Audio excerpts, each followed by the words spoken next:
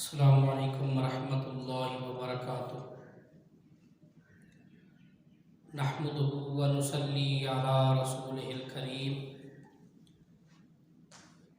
رسول اللہ صلی اللہ علیہ وسلم مدینہ منورہ میں حضرت ابو ایوب انصاری کے گھر میں نہیں بلکہ اپنے گھر میں قیام پذیر ہوئے تھے، جس گھر میں رسول اللہ صلی اللہ علیہ وسلم نے قیام فرمایا ہجرت کے بعد، وہ در حقیقت رسول اللہ کا اپنا ہی گھر تھا۔ اس ویڈیو کا ٹاپک شاہ یمن طبع نے رسول اللہ صلی اللہ علیہ وسلم کا گھر بنوایا۔ شاہ یمن طبع کے بارے میں روایات میں ملتا ہے کہ وہ رسول اللہ صلی اللہ علیہ وسلم کی ولادت سے 1000 سال قبل ہوئے۔ ایک دن طبع کا گزر یثرب کی زمین سے ہوا، یعنی موجودہ مدینہ منورہ، تو اس کے ساتھ 400 جید علماء بھی تھے۔ تو جب علماء اس سرزمین سے گزرے اور انہوں نے وہ نشانیاں پالی جو رسول اللہ صلی اللہ علیہ وسلم کے دار الہجرت کی نشانیاں تھیں، جہاں رسول اللہ نے ہجرت کر کے تشریف لانا تھا، تو انہوں نے طبع سے کہا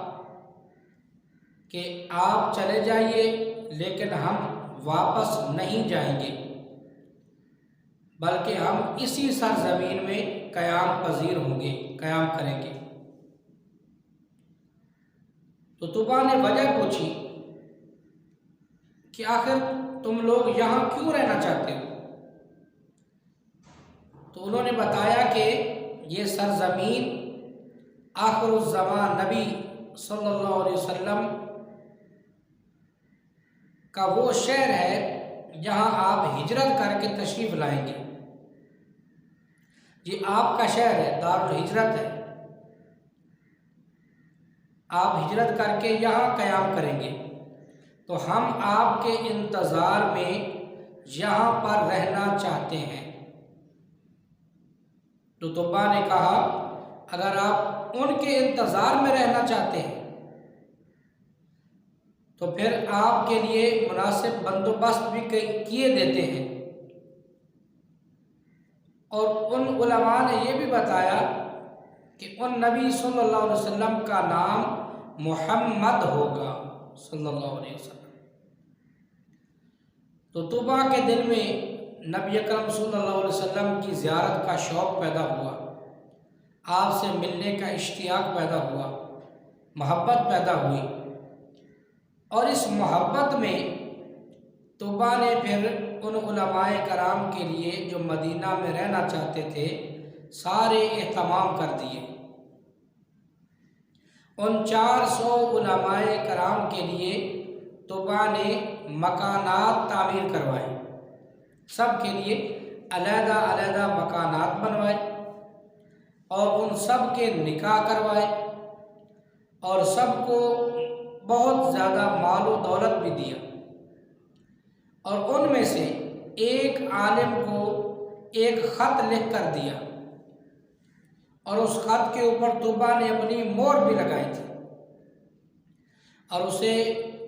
کہا کہ اگر آپ رسول اللہ صلی اللہ علیہ وسلم کی زیارت کریں، ان کا زمانہ پائیں، تو میرا یہ عریضہ، میری یہ گزارش، یہ چٹھی رسول اللہ صلی اللہ علیہ وسلم کی بارگاہ میں پیش کر دینا، اور اگر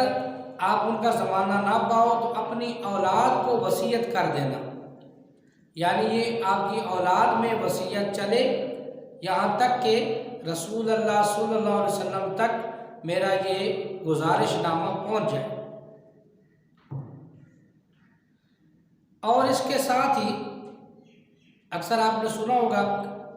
کہ بیان کیا جاتا ہے کہ حضرت ابو ایوب انصاری کے گھر میں رسول اللہ صلی اللہ علیہ وسلم نے قیام فرمایا۔ حالانکہ یہ بات ایسی نہیں ہے، ایک مکان طبا نے رسول اللہ صلی اللہ علیہ وسلم کے لیے تعمیر کروایا تھا خود ہی، یعنی رسول اللہ صلی اللہ علیہ وسلم نے یہاں تشریف لانا ہے تو آپ کے لیے پہلے سے ہی طبا نے ایک مکان تعمیر کروا دیا اور خط بھی دے دیا، وصیت بھی کر دی۔ تو پشت در پشت وہ خط آگے چلتا آیا یہاں تک کہ وہ خط حضرت ابو ایوب انصاری کے پاس آیا۔ ان کے پاس وہ خط تھا اور وہ اس مکان میں رہتے تھے جو طبا نے رسول اللہ صلی اللہ علیہ وسلم کے لیے بنایا تھا، یعنی یہ مکان دراصل حضرت ابو ایوب انصاری کا نہیں بلکہ اس مکان میں رسول اللہ صلی اللہ علیہ وسلم کے انتظار میں رہتے تھے۔ تو اس خط میں آخر کیا لکھا ہوا تھا؟ اس خط میں طبا نے رسول اللہ صلی اللہ علیہ وسلم کی شان میں نعت یا اشعار لکھے اور آپ پر ایمان لایا اور اس ایمان کی وضاحت اس خط میں کر دی۔ شہدت علی احمد انہ رسول من اللہ باری النسم، شہدت علی احمد انہ رسول من اللہ باری النسم، میں گواہی دیتا ہوں کہ احمد مجتبی محمد مصطفیٰ صلی اللہ علیہ وسلم اللہ تعالیٰ کے رسول ہیں۔ فلو مد عمری الی عمرہ لکنت وزیرا لہ وابن عمی، اگر میری زندگی میں رسول اللہ صلی اللہ علیہ وسلم تشریف لائے تو میں ان کا معین و مددگار، ان کا خادم بن جاؤں گا، اور ان کے چچا کے بیٹے یعنی حضرت علی کا، رسول اللہ صلی اللہ علیہ وسلم کا اور مولا علی کا خدمت گزار، خادم، معین، مددگار بن جاؤں گا۔ کوئی چھوٹا اگر کسی بڑے کی مدد کرے تو وہ مدد در حقیقت خدمت ہوتی ہے۔ اور اس نے آگے یہ بھی کہا وجاہدت بالسیف اعداء،